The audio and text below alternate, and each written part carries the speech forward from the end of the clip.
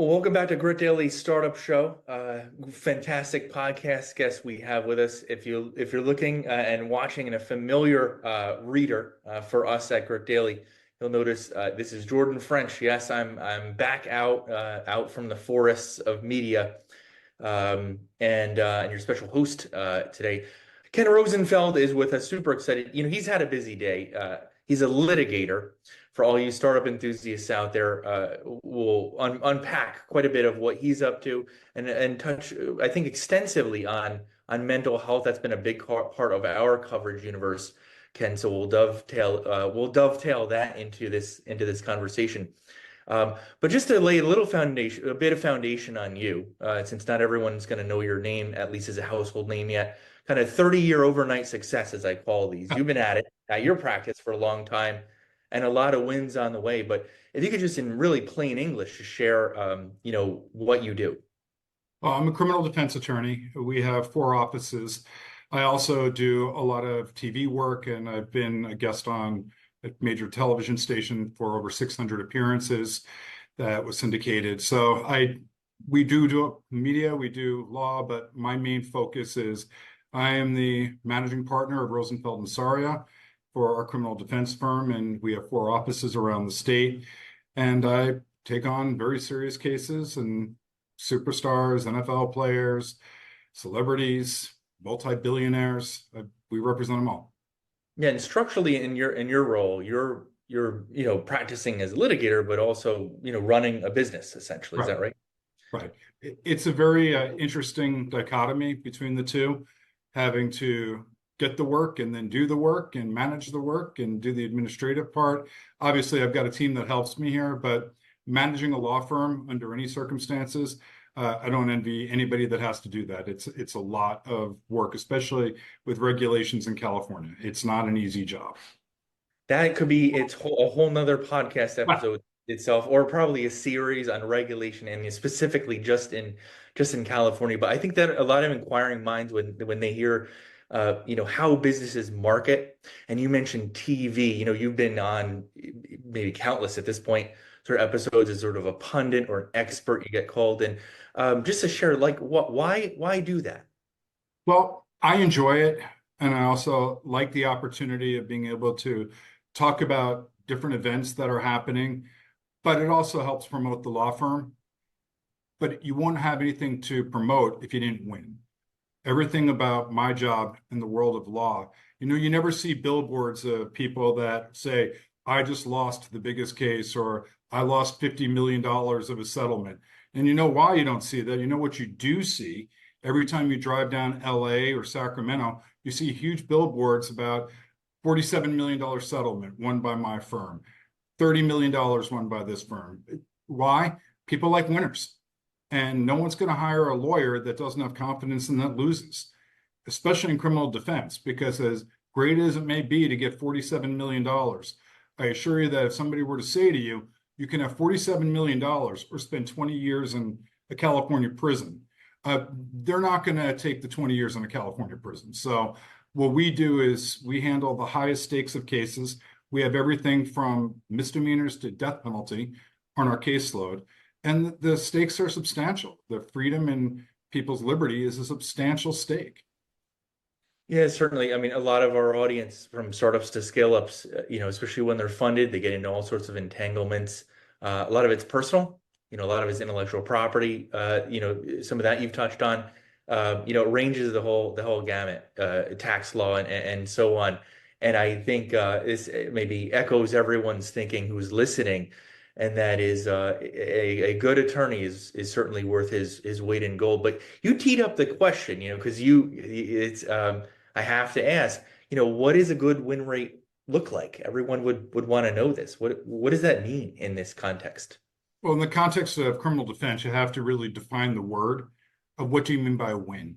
If you mean by a win, having a jury say not guilty, we do that more than anybody. But the reality of it is 90% of cases plus never go to a jury trial. They resolve.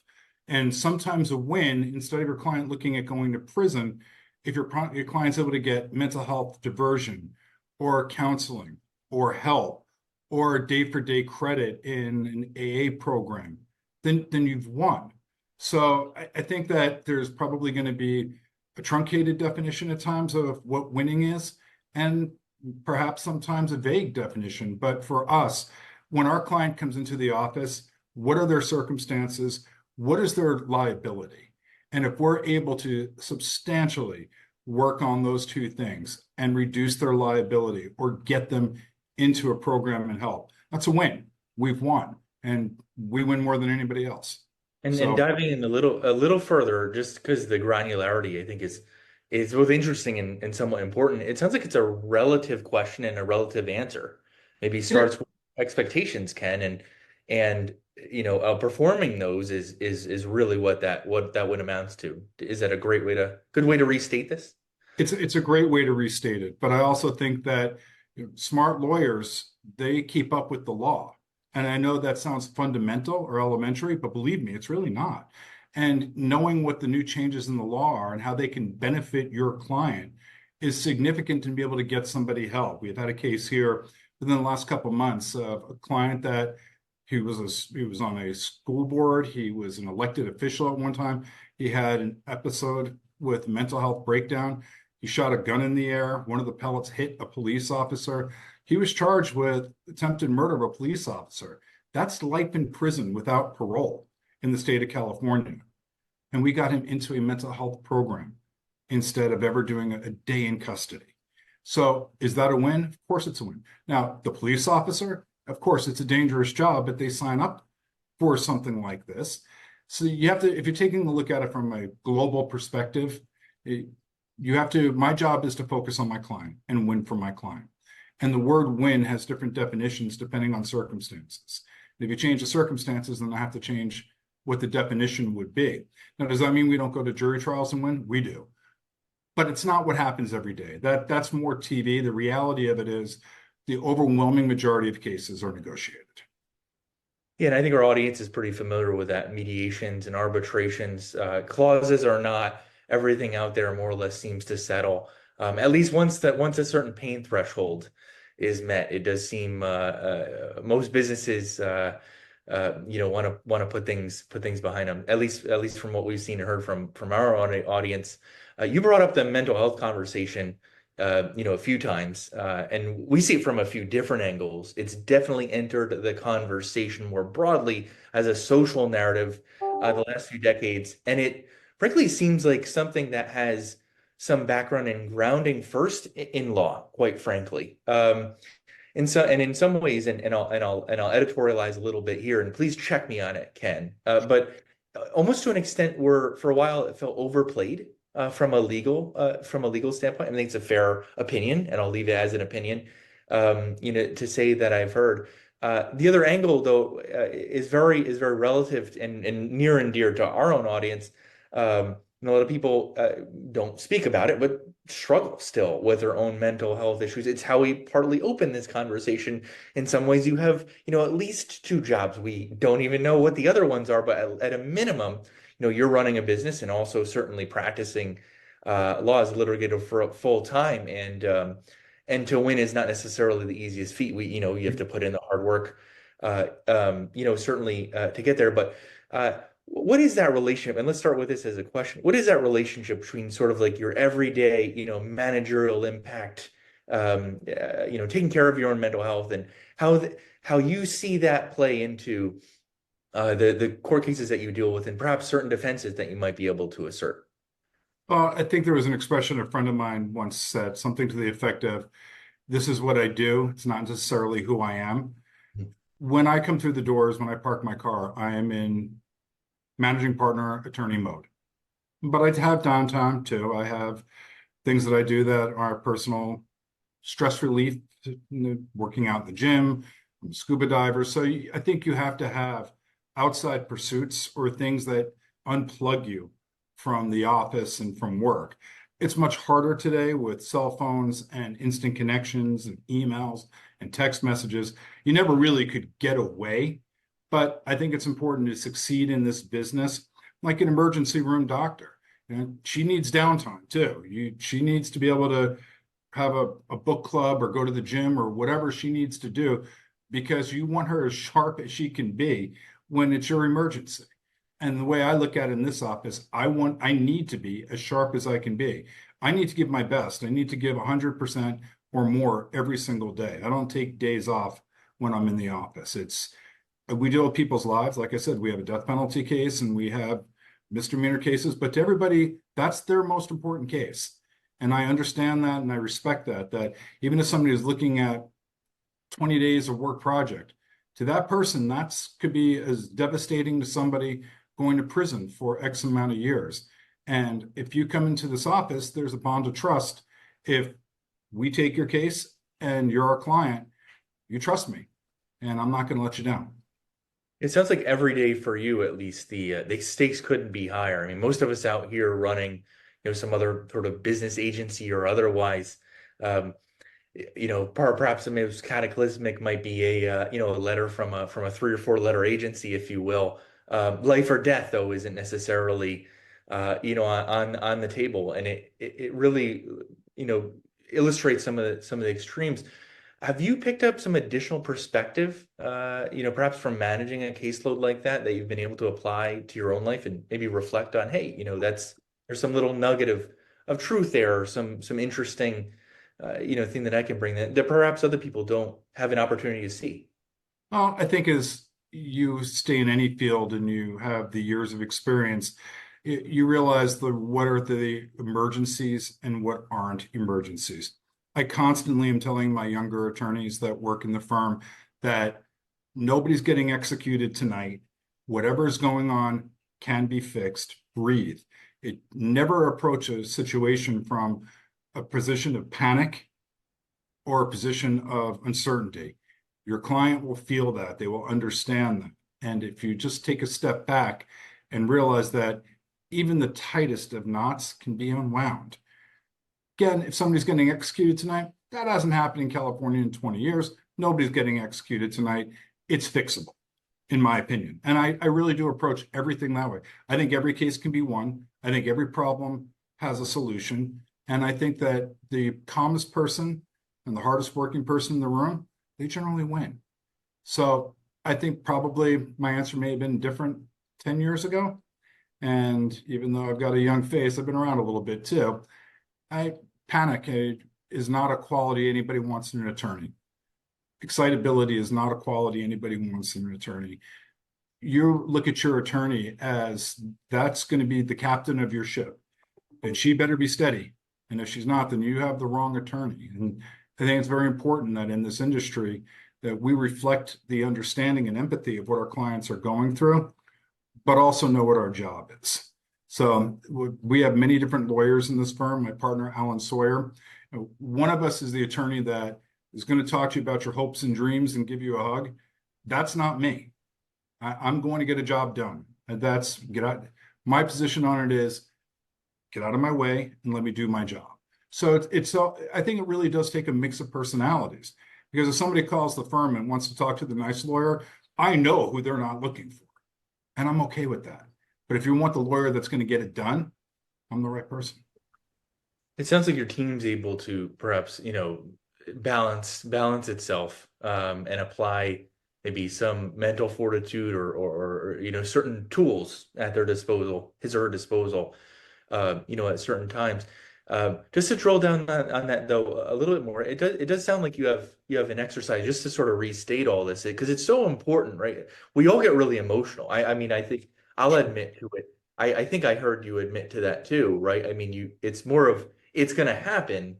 That limbic reaction is going to be there, but it's what are your tools at your disposal to control that, or be aware of it and recognize it. It sounds like one of them is some of that's sort of self-reflective, but some of that is slowing down, perhaps to parlay this to some of the other attorneys or partners that you work with, to make sure that your decisions are just even a little bit more rational than they were a few minutes ago.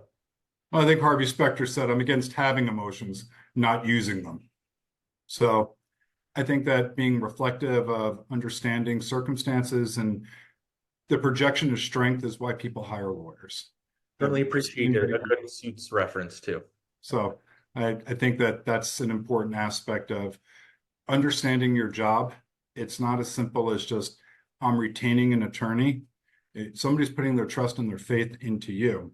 And that has a residual effect of their families. Because when people go to prison, the whole family really goes, if you think about it. It's if a father is going to prison, the family, they're without a dad, the kids, the wife may have to work extra or something. So there's factors that are involved. Now, if you let it get to you in that way, you wouldn't be able to do your job. You'd be too focused on other emotional factors instead of the legal factors and the factual factors that are in front of you.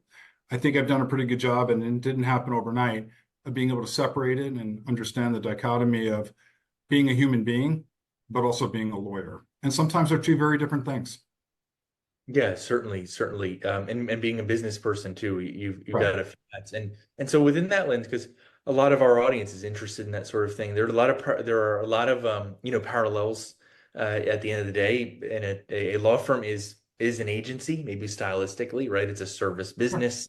For the most part, it can grow linearly. Thoughts on that? Is that something that sort of burns as a sort of part of your fire to grow the firm necessarily, or is it more about a qualitative aspect, or perhaps some trade-offs there, Ken, in between growth and the quality of service?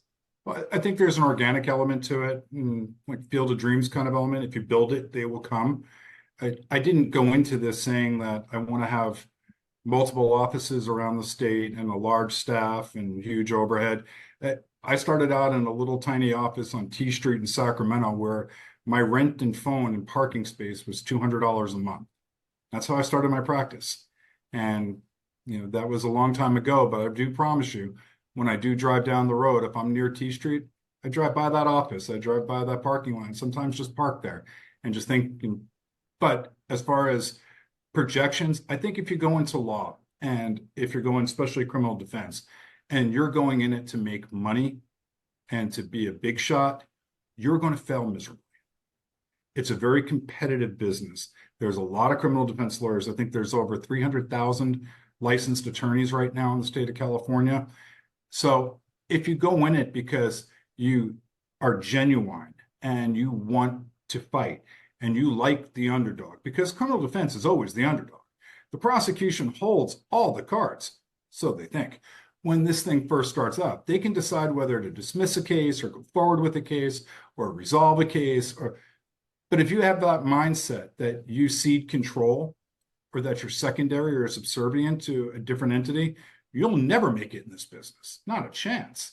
So I've never walked into a room where I thought that I was secondary to anybody. That's not how you build a practice. But if it's for the love of money, then my experience is the people that come into this for that, they don't do very well because at some point you're going to compete against me. And somebody's going to come into a conference room and they're going to sense quickly that you don't really care about them, that what you care about is the retainer. And I'm not being naive. I've run a business for a long time, but it's nothing I give any concern to or worry about. I want to have the best marketing person on the planet, Lulu, and she's been, without her, we don't exist. Not what we are today, without question, without her. But I also, that these phones ring all the time. We tried to close our books a couple weeks ago and couldn't because this has been the biggest year by far. And last year was the biggest year by far. And the year before that was the biggest year by far. So if you win, they come because people want winners.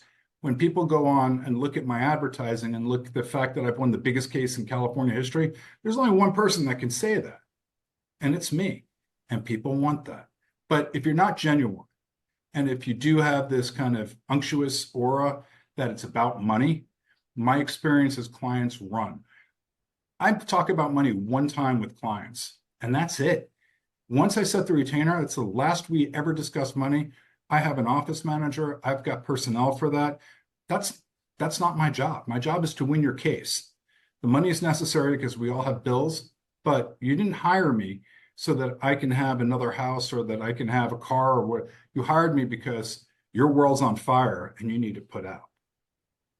Yeah, it's often exigent circumstances that a criminal attorney is getting either referred or hired, and you're right. There's significant consequences for sure if you don't quite have the best, it's probably where where the consequences or sort of differentials most peak it. But great shout out for Lulu there. Appreciate that and certainly caught that. I'm sure she does and is grateful. You mentioned something that I think is really intriguing, and it's about change in law because I think the sort of Absolutely. governing assumption is, for the most part, especially for our audience, it's relatively static in their minds, right? That's an assumption that they're making. And it sounds like you'd openly challenge that. Say Oh, that's I not. think it's the furthest thing from the truth. I think that it's not static at all. And what's interesting is that he's been gone for a few years, but Rush Limbaugh, if you remember who Rush Limbaugh was, he used to excoriate defense attorneys on his radio show. We were the scourges of the earth. We were the lowlights. We were the ones that put people back out on the streets. But funny thing happened when he got arrested. Funny thing happened when he got addicted to pain pills. All of a sudden, defense lawyers weren't so bad. And all of a sudden, getting into the mental health system wasn't so terrible when he was addicted to pain medication. So, and as infuriating as it may be that it takes things like this, but it takes things like Britney Spears. It takes things like people to see that this woman is struggling and this woman has challenges and this woman needs help and that it's okay to talk about it. It's okay to say that I'm having a mental health crisis. I want medication. I need medication. Our society had such a ban or stigma attached to this no less than like 5 years ago. But now people are openly talking about their counseling, openly talking about I'm depressed or I'm taking medication or Adderall or something like that. And when it becomes normalized, then it flows down to the criminal justice system. And this is anything but static. I check cases every day. There's cases decided at some level. And I check the current law and I check to see what bills are going through the legislature. And I weigh in with people that I know that are elected officials, some of them at the highest offices in California. And I'll weigh in and I'll give my opinion because of what you said earlier, that it was used as an excuse at some point where people got frustrated with that and the pendulum then swung, which we always do. Pendulums in this country and mindsets swing hard one way or the other. But I think a lot of that came from Harvey Milk and what was called the Twinkie defense. This is long before my time, long before I was an attorney or even alive, I think. But getting away with something because you had too many Twinkies or a sugar rush, getting away with a murder of that kind was not palatable. So then the pendulum swung and the law changed where we disregarded anybody's mental health issues as part and parcel of why did you commit this act? Why did you commit this crime? And now the law has favored people that have legitimate mental health issues. Now, that doesn't mean you get out of a crime. You still have to be able to check all these boxes. And there's a lot of boxes under mental health diversion. And I can get into the weeds in this, but I'm not going to. But we navigate this territory better than anybody else. I can size up a client in 5 minutes in my office and know whether I'm going to have success getting them the mental health diversion process. Or is this an artifice or excuse that you're using because you were mad about something and all of a sudden you had a mental health breakdown? I can differentiate the nonsense from the truth very, very quickly. Part of that's a New York background too. Yeah, let's unpack that a bit since you invited it. And then the other thing you'll mention, I'll set aside just maybe second we'll cover and pluck at that pedal a bit of the sort of double-edged sword nature of disclosure of mental health issues and not whether that has an impact on defense. We'll set that aside first. But on the analysis of persons, that's a curious thing to say. People were listening to this and say, wow, well, you can look at someone. What unpack that first. What do you mean by that? Is there a certain perhaps twitch or demeanor, or there's maybe sort of you have a mental picture of what an ideal client looks like in a certain circumstance? Unpack that for us, if you will, Ken. Well, I've had over 100 clients in my career with mental health issues, significant mental health issues. And I think that even if you didn't want to learn something by osmosis or just being in the room, I don't have degrees from Harvard Psychiatric School. I don't have degrees from an Ivy League in psychiatry or psychology, but I can read people. And I know when I look at police reports and I look at what happened, whether somebody was in control or not in control. And the mental health issues, schizophrenia, schizoaffective disorder, bipolar, doesn't allow you to be in control.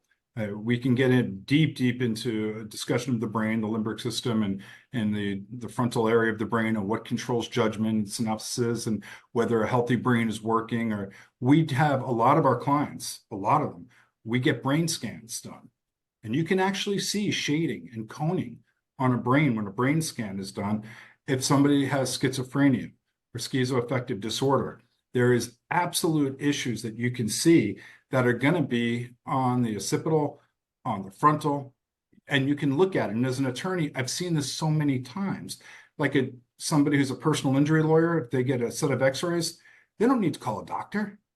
They don't need to have gone to medical school. They can look at them. They can tell you what it's going to say. I can look at a brain scan and tell you right away what the malady is, what the issue is, or whether there's something real or not.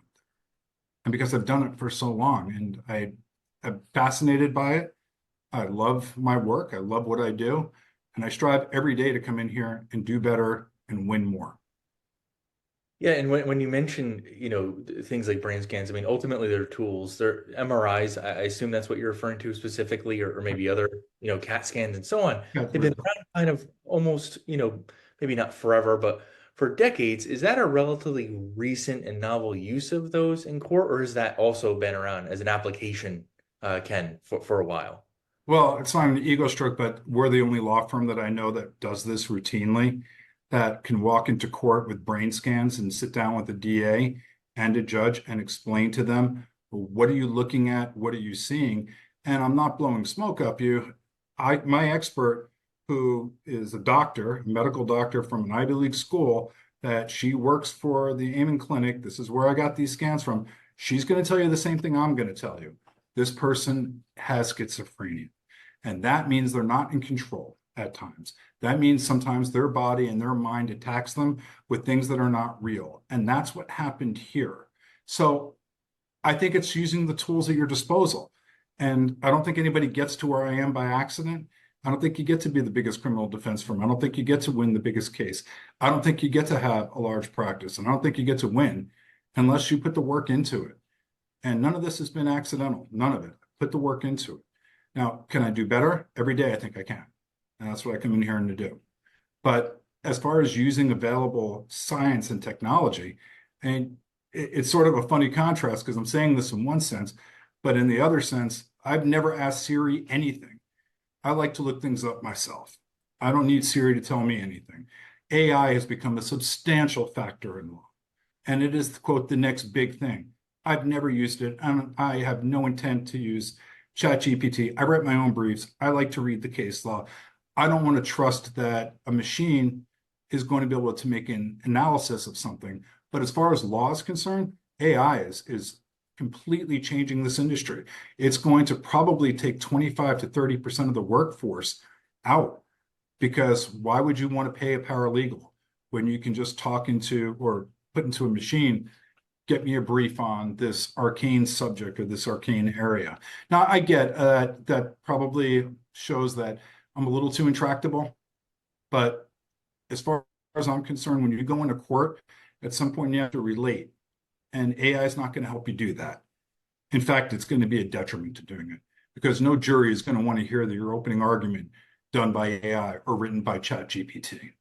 So Yeah, well, it sounds like there are some parallels, at least with these two technologies broadly that you brought up. One being, brain scan, someone still has to interpret them, and just like any, AI-driven brief, it could be exceptional work. It might not be. It's open interpretation. You still need someone, with the right or a capable mind to determine which, particular, let's say, case law applies as a loose or rather, well and apt, analogy, perhaps. And then we'll move away from that tool conversation to just plucking at something that you brought up a little bit earlier about the openness of the conversation around mental health. Is there perhaps maybe a downside for that? And let me just sort of lay a little bit more foundation or pavement here for us to work with, and that is, does it remove a defense, perhaps? If there's disclosure of mental health, someone's really open about it, maybe the warning signs are there. Is there any issue with perhaps, maybe bringing that up or using that later as an excuse when maybe there was a situation where they should have been medicated or treated or otherwise, and that was something that was on them or their caretakers, as you brought up, Ken? That's a really good question. And this is where smart lawyering comes in, because there's ways that the defense can negotiate cases with the prosecution and with the court that still retains privacy and still retains confidentiality. There's a code section in California that any statement used towards negotiations is inadmissible against somebody. I go in and tell DAs all the time, you got it. My client is guilty as sin. You are correct. Now, would I ever do that in a courtroom? Of course not. But this code section allows me to be able to openly negotiate freely. And if it comes down to it that we just were not able to have a meeting of the minds, then you can't use anything I told you. So we're very protective of that. I would say that the one area where we have shown a lot of improvement is that sometimes when you have people with mental health issues, and you need to alert the court or the district attorney of it, you don't want to put people's personal HIPAA issues out into the public realm unless you have to. And sometimes you simply have to. So it's a delicate balance of your defense or disclosing somebody's mental health issues, as it could be used against you. But we've had faction things and partition things in such a manner that when we discuss something, whether it's me or any of the dozen or so lawyers that work for the office, they're all smart enough to know that if you're talking about it, then make sure it's within negotiations and don't put it out in the public room. So it's a balance. There's no question. But I think maybe 5-7 years ago, there was a lot less sympathy on the district attorney's part about this. Kind of a closed off conversation where you'd even have DAs say, you can show me a brain scan, but I don't believe in voodoo and I'm not going to believe it. But with the convincing of evidence, and when you have a medical doctor and she graduated from Yale and she testifies that this is what a brain scan is, this is what brains do, it's really hard to negate that from a prosecutorial point of view. If your brain has shading and coating on it that's in the frontal lobal area or the occipital or limbic or frontal, then it is what it is. It's not made up. And I've often said, if you don't believe me, go get your own brain scan done. Tell me where you want me to bring my client. There's only a few places in California that do them. So, and they never do. They never do. They huff and puff a little bit, and then it is what it is. But we use that available resource because all of the attorneys in this office and staff, honestly, we read psychiatric journals. We read the medical papers that come out. It's not the most fascinating stuff in the world sometimes. Actuarial scales and base rates and statistics. It's not the most fun part of being a lawyer, but we have a fundamental understanding of the changes and shifts, because when there is a shift in that kind of mindset or paradigm, it helps your clients. I have clients of mine that could be in prison for the rest of their life that are now with their families for the holidays because they got treatment that they needed.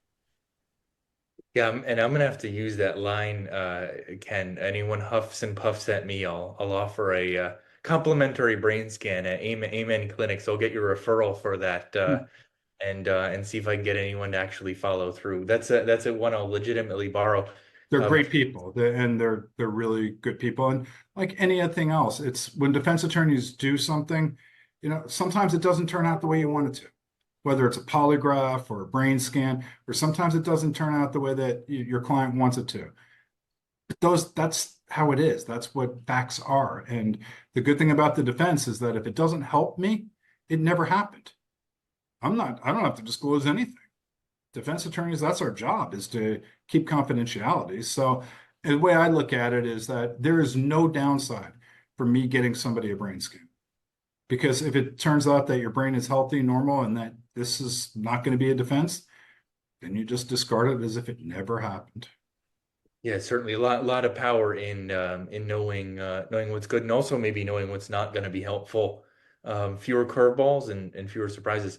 Again, that's all the time that we have. And for all audience out there, super appreciative of you all listening in. This is Grit Daily Startup Show. I'm Jordan French, and I have a feeling you'll be seeing me again. I'm super happy to say this, Ken. Usually my conversations often with, we should have turned that into a podcast episode. Well, I don't have to say that here. Awesome to speak with you. Super intriguing conversation. I'm sure we'll have you back or have some notes on you in some future article as well. Kenneth Rosenfeld, and if anyone out there gets into some trouble, this seems like the guy to call. Ken, we'll make sure that we pop in your an easy way to contact you. But if you could just rattle off your URLs, and for those who have something exigent.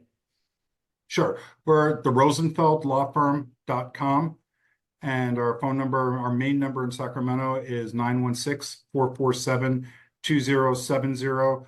We have offices around the state, but everything flows into one main office for messaging, and happy to help. Plenty of troublemakers that we have in the state of California, the great state of California. Ken, pleasure again, and thank you.